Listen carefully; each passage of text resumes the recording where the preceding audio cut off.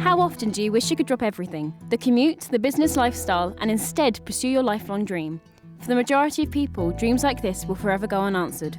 Most of us just don't have the reckless abandon needed to go and chase a dream. I'm off to Portsmouth to meet a couple who did just that and cycled across the world in 2 years. I want to find out what it's really like to have to give up everything to be able to afford a journey of self-discovery, which we all seem to crave. Is it really worth the risk? Roger and Dee gave up their home and their business back in 2010 to pursue a dream that could potentially bring them priceless experiences. They visited 4 continents, saw 34 countries and cycled nearly 15,000 miles.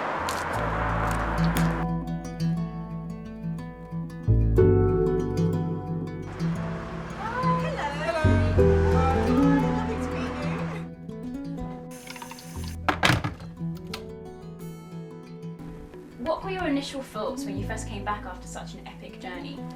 A real sense of achievement, but also joy that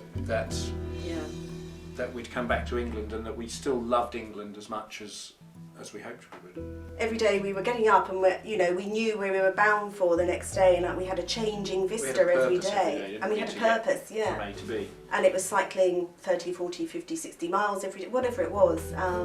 So that's gone now. So there's no actual purpose at the moment. So, we're trying to get motivated to get jobs, but do we want, a professional job again, or are we happy to do a job, any job, just to get some money? And I think the latter is true at the moment. We just need some money in the door, and As the couple began to pedal their way around the globe, they kept a detailed blog documenting every step of their journey.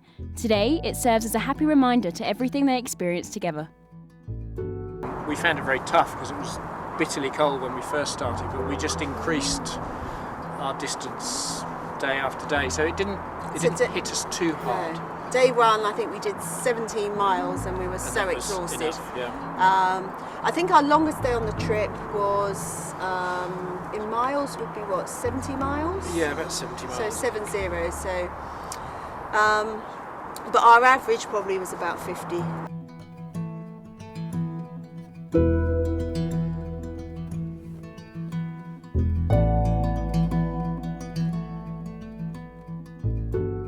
Obviously, when you're going abroad, you do take precautions, but you don't necessarily think that anything bad will happen because you're fulfilling a dream.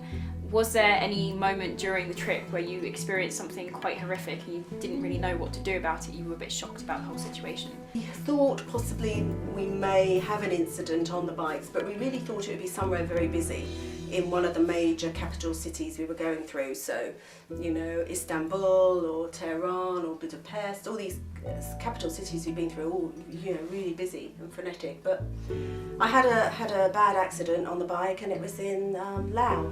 What was it like after being hit? What were your first reactions? How lucky I was that all I had, after sort of feeling my bones and realising actually I have everything here. The only injury I had, which was a bad one still, was a bad gash in my leg. But I just thought, how lucky I'm alive, because literally a few seconds before he hit me, I just thought he was going to kill me. We think that he looked back to look at me, and because he was drunk, when he then looked round again, there was a bend there, and he just was going too fast to get round the bend, and he just ploughed straight into Dee, and I just sort of fly through the air and just hit the ground, and she was just lying there. She not moving, and I just dropped my bike and sprinted back. We understand that you had to cut your journey short at one stage and come back home.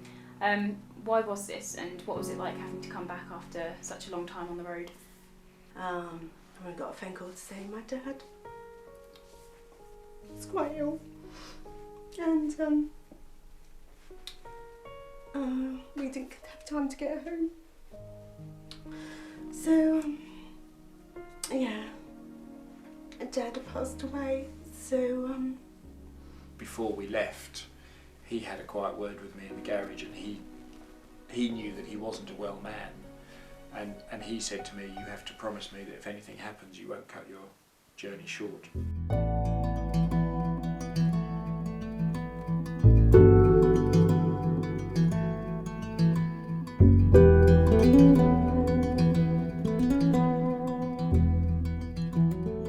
People mention to us, why would you give your house up and sell your business and go off on a silly bike ride? They just didn't get it. They just, for them, their life was 9 to 5, go to work Monday to Friday, or It was a a week's routine. holiday, or I might go to Florida again because I've only been there 20 times. One of the things they thought we would be putting at risk was our marriage, I think, and that came from a few different friends. Oh, it's going to really alter your relationship. It's you're putting very heavy demands on such a personal relationship, and why would you want to do that? And I thought, well, why wouldn't you want to do that? If I flew tomorrow and went on what I call an ordinary holiday to Japan for 2 weeks, you would not experience the country the way we have experienced the country.